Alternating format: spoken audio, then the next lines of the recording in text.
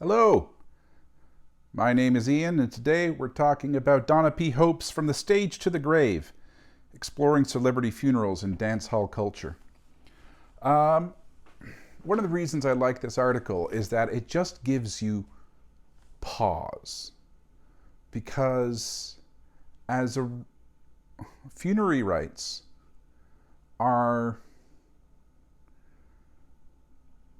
that moment when we talk about a rite of separation and a rite of transition from one life to another, and they are ultimate because they have to do with death. They have to do with someone who is no longer going to be part of our day-to-day, quotidian, normal, regular interactions. We might have belief systems of the idea that they remain with us, that they remain part of our larger family or larger group of intimates, but we also, even in that belief system, we recognize a departure of some form, a departure of their corporeality at the very least.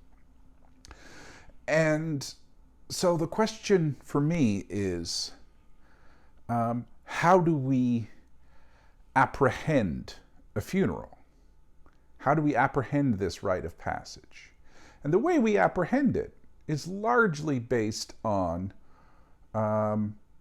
precedent and culture. Clearly, because so much of what we do, obviously, the study of folklore is basically the study of precedent and culture. And so what I like about this article, which is about bling funerals, dance hall funerals in Jamaica, these very large, very, what word do you want to use? Basically synonyms for bling. Ostentatious, conspicuous consumption, garish. Adjectives that you might associate already. How does one reconcile that with the presumed common occurrence of a funeral being a time of somberness, a time of mournfulness? How do you juxtapose basically taking the dance hall, taking the dance club, taking that level of riotous, carnivalesque, embodied, free-spirited, idiosyncratic, iconoclastic movement and transport it into this thing which many of us understand as a somber occasion. So if you were reading this and you, as Hope describes the funerals, you read them as somewhat distasteful, it's good to take a pause and say, well, why? What are they doing that makes me think this way? Why do I think that there is only one appropriate way to begin with? And what does that actually inform me? And what does that actually inform me about my own understanding of the nature of the rite of passage and the nature of death and the nature of mortality? Because she puts this into this, she's clearly on the cusp of wanting to talk about the influences, because of course you're going to talk about the influences of how this thing came to be and the complicated history of syncretism that resulted in this particular historical reality of the dance hall funeral. So Hope goes back and she talks about the funerals within the Jamaican context to begin with, where we are talking primarily about the Black African, the Black Jamaican African diasporic population brought over through the sin of slavery. Groups that were largely from West Africa, although much of Africa is related, but largely West African population, and distinct linguistic groups, distinct belief traditions. And yet she points out that an overall pattern of some kind of overlap allowed for commonalities to cohere and gel into something that you could now identify as a Black Jamaican understanding of death. And that's sort of its first influence. So, and even within the intense confines of enslavement, time, effort was carved out in order to engage in the rite of passage of the funeral in some way. And the idea that there's the body, the spirit, and the duppy. And the duppy is the shadow. So sort of the vestige of the person that might, haunt is not the right word, but needs its own send-off. And so one of the things that's pointed out is that there had been this sort of twofold part of the funeral, or rather of the larger complex of rites of passage involving death. And one is more somber and emotive, and that is basically the departure of the interment of the body, the departure of the spirit, and sort of the recognition of the person no longer being regularly present in the group. And then what they call nine nights, or ninth night, the sort of a celebratory event, sort of whether it's an appeasement of the duppy, whether it is a assurance to the duppy, but also a fonder, more joyful farewell. And the idea that death both can encourage grave, somber, deep, not negative emotions, but emotions of sadness, and also emotions of joy. Sort of a time to be quiet and contemplative and mournful, and a time to be boisterous and loud and joyful. We the colonizing West, tends to locate only one of those as appropriate. As the Bare Naked Ladies say, I'm the kind of guy who laughs at a funeral. We hint around the edge. A eulogy will sometimes have a moment of life, a moment of spark in it, a little joke, a little anecdote. But for the most part, they are grim and solemn affairs.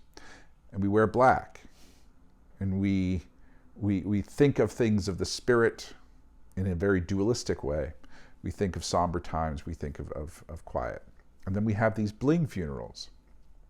So we have so first of all, we have the African traditions. Let me just get back on track. We have the African traditions that seem to inform, and they last a long time, even into the period of intentional, in addition to actual genocide, in terms of the sort of the cultural genocidal aspect. But for some reason, these traditions, because they are so important, they are about death, they retain. And then you have the influx of Christianity, and you have a Christianity that was imposed, but also subsequently embraced and taken on willfully and joyfully as well. So, problematic history, clearly, but, meaning was found in it.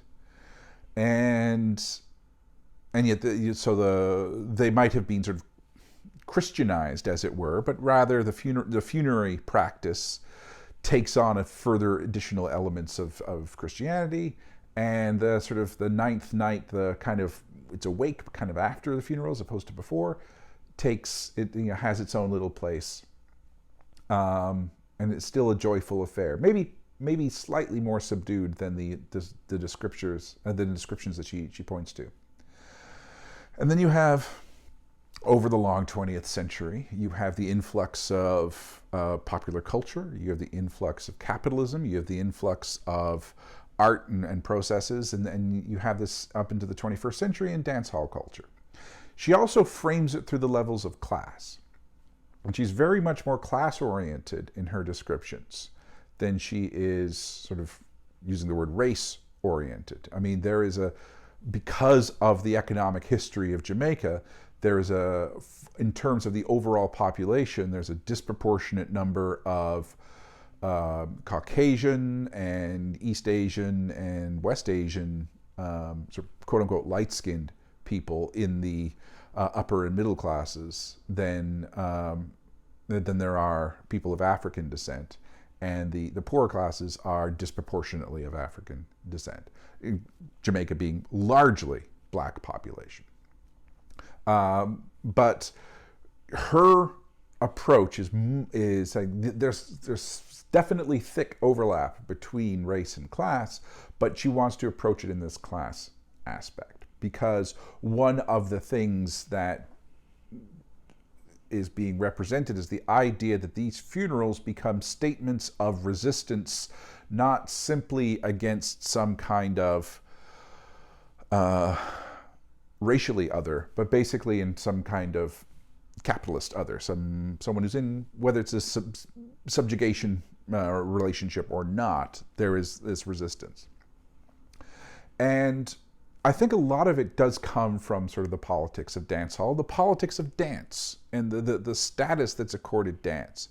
And I do want to say that this is not my area of expertise by any stretch of the imagination, certainly not the Jamaican context. I have dabbled with it in terms of how it relates to some other things in the North American context, and like the role that dress and dance and certain forms of sort of conspicuous display, costume, for example, are developed over, basically as soon as there was any kind of ability to exercise capital within African American communities. So like the idea of the level of dress on a Sunday, and the role of and on a Saturday night and a Sunday morning, sort of the theoretical zoot suit and so on, or the proverbial zoot suit, the role that dance has in like step traditions at African American fraternities, for example, and that one of the things about dance, one of the things about display, is that they are reaffirmations of the self. That when one is in a culture in which one is often marginalized, in which over the course of one's work, one is often has little control over the body, whether it be from everything from wearing uniforms, if you're in service work, to the basic idea of selling your labor in an exploitative capitalist system. When you are not at work, when you are at periods of leisure, you reaffirm control over the body. And dance is one of those things. The thing about dance is that it is unnecessary movement, but it's unnecessary in terms of it is not contributing to someone else's pocketbook. This is about me. This attracts attention to myself where I can otherwise be rendered anonymous. And so, if you to try and understand this, because I so represent colonizer, at least embodiment, this is something okay. This took me a long time to unpack, and I'm still on the verge of getting it. But that control over the body, and that display, that I am spending my money, thus I am bringing attention to myself through material goods. It is they are statements of affirmation. You can question the economics of it. You can question the merits, and that seems to be one of the ways that these are often attacked within the Jamaican popular press, and that they're like, again, gaudy, ostentatious wastes of money and so on. And that is an argument, but it is not a sufficient argument against them. And you see that in other forms of rites of passage, whether it be proms, whether it be quinceañeras, whether it be weddings and so on, where they are enormous they are enormous conspicuous displays. But they are display events. They are display events because they are being marked as a special time, and they're being marked as transitional. One of the critiques that we have against them, we, again, this sort of royal we, one of the critiques that we have against them is through this narrow idea of they should be satisfied with something else, and that what they are doing is inappropriate or somehow profane. Because this is dance. This is about the body, the fetishization of the body, the costumes. The number of times she uses the word erotic costumes is quite startling in something that is about funerals. Again, startling when you are working from one particular perspective, because we think of the funeral as a somber, sober, spiritual affair, and this is about the this is not a Sunday morning event. This is a Saturday night event, and so her argument. And I'm going to say that her argument just gets better and better as she goes. And towards the end, she starts to really sing in terms of what she's talking about. To the point I wish she had actually sort of front-loaded some of her descriptors. But the idea is that you're taking these characters from the Jamaican underground, from the dance hall scene, but also from organized crime. And you are using this sort of what might be sort of equivalent of, in the American context, of kind of like a gangsta idea, and elevating them to sort of folk hero status. The notion that people died well, and that as you are sending someone off, you are sending them off in the best vision of themselves. That you are sending them off as a way of being loved, of having been successful, having been autonomous, ultimately having autonomy. And one of the ways of displaying autonomy in the 21st century is the ability to be profligate with one's money. And so if you think of these less as, if you're trying to ask the why, and why status is trying to be earned this way, there is this spiritual defiance in that whatever the situation that a person might have had in life, in this society, in Jamaica, within this fairly rigid class hierarchy and this distinction between urban and rural, whatever those limitations were, they have been transcended, and they will continue to be transcended into the next life. And that, in a way, the funeral is the reveal of who this person truly is, irrespective of what an unjust society had them be. And we typically don't think of the funeral as an opportunity for the carnivalesque. Again, because most of our funerary practices, whether we work within a faith tradition or not, they've been conditioned by 1,500 years of Western, Manichaean, dialectic, austere, absolutism. And so the funeral is sad. The funeral is sad. The funeral is sad. And that's what we have been told. And so we're just geared towards that, even if we are not within a faith tradition. At least in North America, we are operating within that same parameter, to the point where when we think of things like, even things like New Orleans jazz funerals, we're confused by, which, have that somber and that joyous. Or when Jim Henson died and all the Muppets were in the cathedral, like, that's a little bit strange. We imagine the funeral has to be the most somber of affair, and this is the opposite in extremis.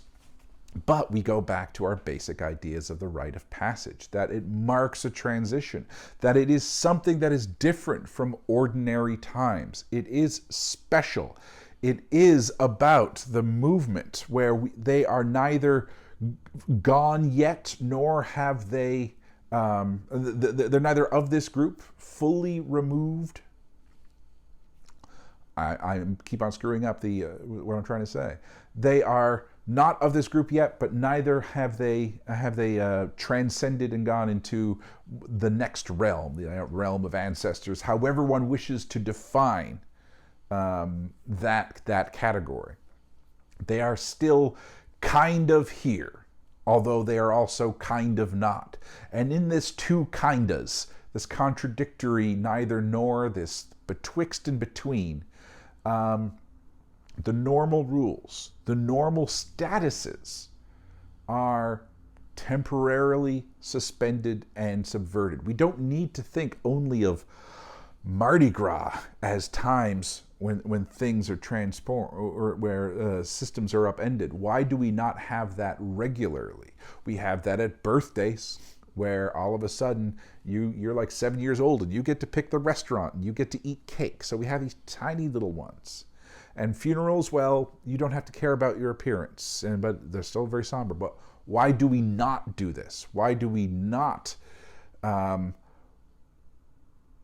figure out that one of the ways to deal with our grief is to revel in joy? And one of the ways that we can reestablish ourselves as a group despite the departure of this person and despite the fact that this person was treasured is to reaffirm the liveliness of life. We just don't. Again, this royal we, this Western we just don't. We turn them into somber affairs. So Hope's article just gives us that moment of pause. And she's not a proponent for this. She's not an apologist for these. She says there are problems. For one thing, when you're venerating sort of the criminal, when you're venerating the gangster, the underworld figure, as many of the examples she's giving are, and they died in the course of, not necessarily in the midst of violent criminal activity, but within the context of violent criminal activity. Many of them died. Several of them died in drive-by shootings.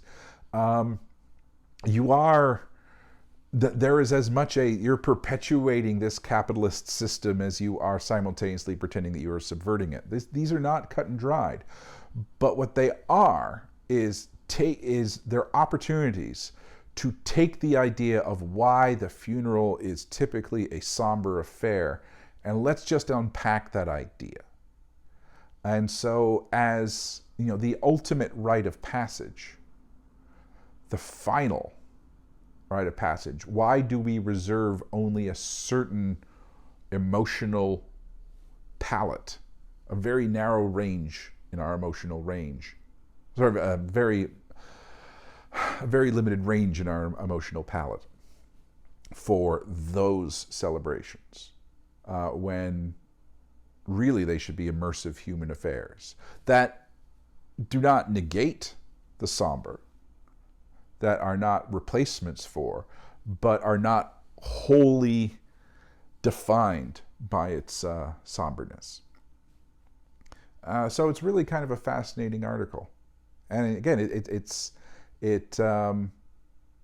both recognizable, because even though we, as many of Canadian or North American readers, we might not be that familiar with the subtleties of Jamaican dancehall culture. We probably only know it through already certain forms of mediation, or perhaps through transplanted communities. So we see the North American urban resonance through immigrant communities and their perpetuation of dancehall. But you know, we do understand parallels in terms of conspicuous consumption. We do understand the concept of bling, and so the seeming incommensurateness of bling and the funeral is just one of those moments, because we see within, if we define these traditions, if one of the ways that we define any tradition is that it meets expectations and is considered appropriate, that any given performance is being measured by some kind of, however fluid, some kind of model of expectations. Okay, this is an appropriate way. We need to take that seriously, that all these moments, the ones that are found successful, the ones that are seemingly work, if not for us, doesn't matter if they didn't work for us, they work for the celebrants, they work for the group. We need to see, well, why is that appropriate? We need to begin with the statement, this is found to be appropriate. Why? Not what's the deal with this inappropriate thing? Because that is a judgment, and that, at the very least, muddies our analysis. All right. This is a wonderfully disconcerting article because it makes us think. It makes us think about sadness and death and joy. And what else could you want? So my name is Ian. As ever, my friends, I wish you nothing but the best. We've been talking about Donna P. Hope's From the Stage to the Grave, exploring celebrity funerals in dancehall culture. I wish you nothing but the best. Bye-bye.